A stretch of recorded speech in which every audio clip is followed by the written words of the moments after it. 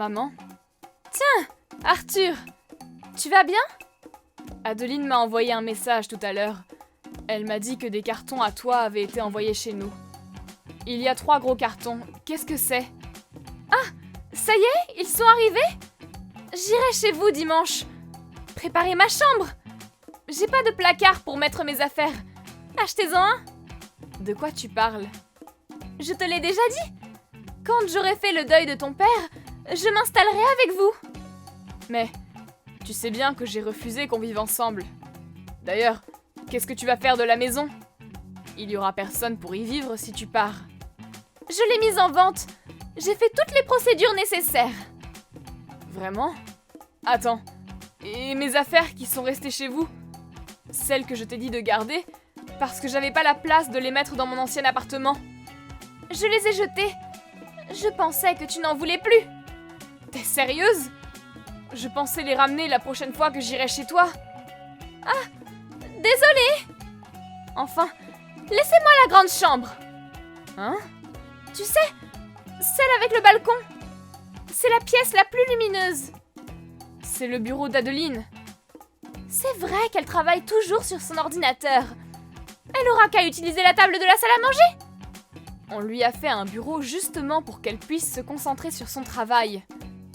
Elle pourra se concentrer dans le salon aussi. Enfin, j'arrive dimanche après-midi. Je vous laisse vous occuper de mes cartons. J'ai jamais dit que tu pouvais venir t'installer avec nous. Même si tu viens, on t'ouvrira pas.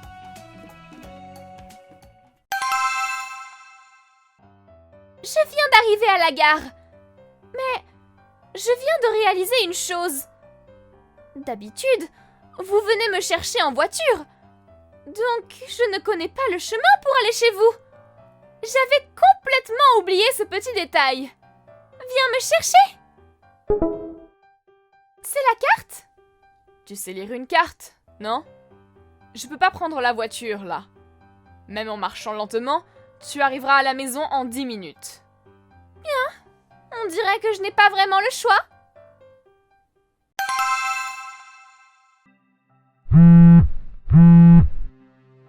Je suis arrivée, mais j'ai l'impression d'être au mauvais endroit.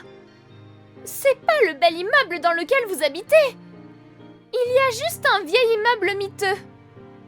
C'est l'appartement 203. Tes affaires sont dedans. Hein? Heureusement, il y avait un appartement libre et dans lequel il était possible d'emménager directement. Pardon? Dis, tu croyais que j'étais au courant de rien? De quoi tu parles? Je sais que quand je rentrais à la maison avec Adeline, tu lui parlais méchamment dès que j'étais pas dans la même pièce. Hein? N'importe quoi!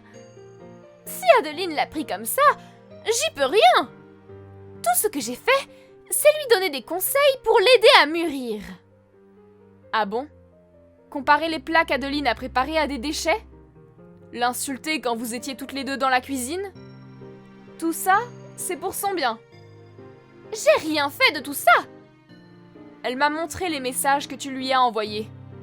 Te plaindre de pas avoir de petits-enfants après 3 ans de mariage, ou encore exiger avoir un petit-fils. Tu sais que ça a changé depuis ton époque.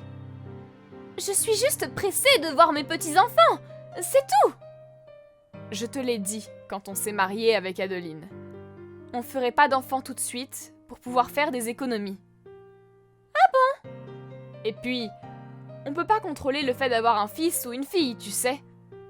C'est pas la peine d'harceler Adeline pour avoir un petit-fils.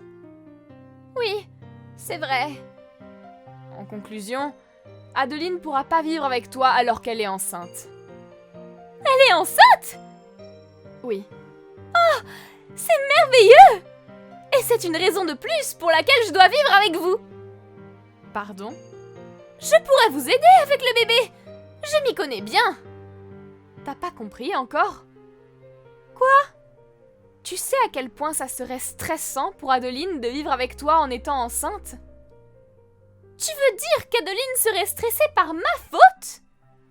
Oui. Hein? J'ai pas envie que tu t'approches d'elle. Pourquoi? Si t'as pas compris, relis notre conversation.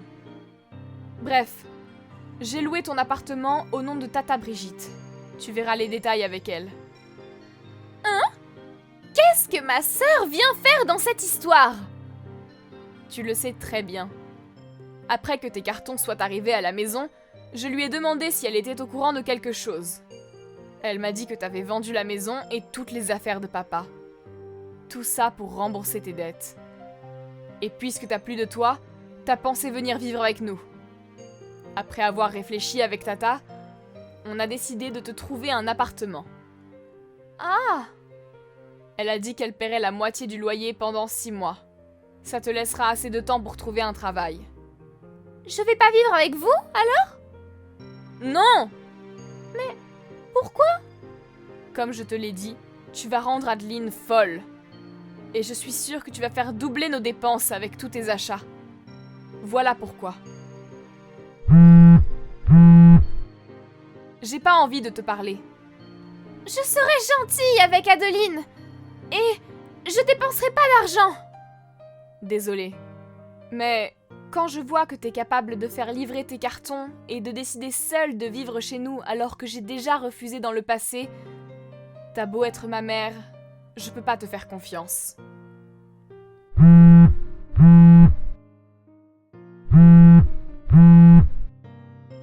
Et Adeline, qu'est-ce qu'elle en dit? Ses parents habitent loin. Elle doit être rassurée d'avoir quelqu'un pour l'aider avec le bébé. Non? Je lui serai très utile. Elle a de la famille qui habite près d'ici. Ah bon? Elle a une tante qui est douée avec les enfants et qui pourra l'aider. Je pense pas qu'on puisse te faire confiance. Je te rappelle que t'as utilisé tout l'argent de mon héritage en secret. Comment tu sais ça? Papa me l'a dit.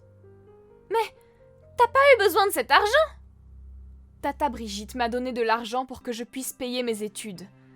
Si elle était pas là, j'aurais pas pu payer mon école. Enfin, l'école dans laquelle je voulais aller était trop chère pour moi, mais avec l'argent que tu m'as pris, j'aurais pu y aller.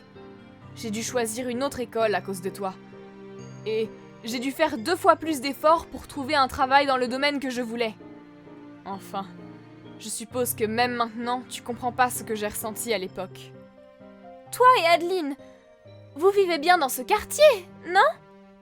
Je suis d'accord pour vivre dans cet appartement. Mais je pourrais toujours vous rendre visite, non? Non. Pourquoi? Je suis sûre que ça ira à Adeline si je viens juste de temps en temps. On a déménagé. Mais vous avez acheté votre appartement il y a peu. Vous pouvez pas avoir déjà payé votre prêt.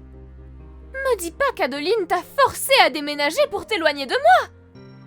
On n'a pas acheté l'appartement. On le louait. Si on attendait avant d'avoir un enfant, c'est parce qu'on économisait pour s'acheter une maison. On a atteint notre objectif, donc on s'est dit que c'était le bon moment pour avoir un enfant. Et on a acheté une maison. Mais vous avez bien reçu les cartons que j'ai envoyés à votre appartement. Donc vous avez pas encore déménagé. On a emménagé quelques jours avant de rendre les clés de l'appartement. Quand on a reçu tes cartons, Adeline faisait justement les dernières vérifications avant de les rendre. Ah! J'ai eu raison de pas t'en parler. T'as pas honte de cacher ça à ta propre mère? C'est toi qui devrais avoir honte de ton comportement. Mais je suis ta mère! Justement. Voyons, Arthur! Papa était aussi fatigué de ton comportement. Il a sacrifié beaucoup à cause de ton égoïsme. Moi, j'ai pas la force de m'occuper de quelqu'un comme toi. Tu peux pas abandonner ta propre mère. Je suis ta seule famille maintenant. Tu veux savoir ce que papa m'a dit avant de mourir? Quand tu seras mariée, c'est ta femme et tes enfants que tu devras protéger. Si jamais ta mère a un comportement qui ne te plaît pas, n'hésite pas à couper les ponts avec elle. Tu vas pas l'écouter! Il était aussi vraiment désolé que les choix dans ma vie aient été réduits. Parce qu'il n'a pas réussi à se résoudre à divorcer avec toi. Je garderai ces mots dans un coin de ma tête toute ma vie.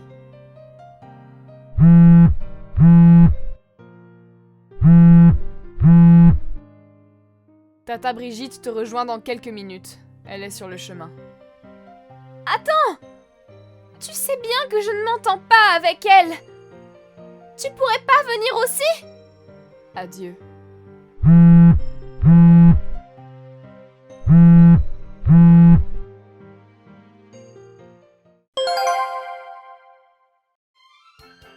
Après ça, ma tante a passé des heures à donner des leçons à ma mère. Elle lui a rapidement trouvé un travail et l'a forcée à se débrouiller seule. Ma mère, qui a toujours vécu sans avoir besoin de travailler et a toujours fait ce qu'elle voulait, semble avoir compris ce qu'est la vraie vie. Elle travaille maintenant sérieusement. Jusqu'à ce jour, elle pensait sûrement que son fils ne pourrait jamais l'abandonner. Mais le fait que je coupe les ponts a sûrement été un électrochoc pour elle. Certaines personnes penseront sûrement que j'ai été très loin, mais j'ai fait ce qui me semblait juste. Et je ne regrette rien.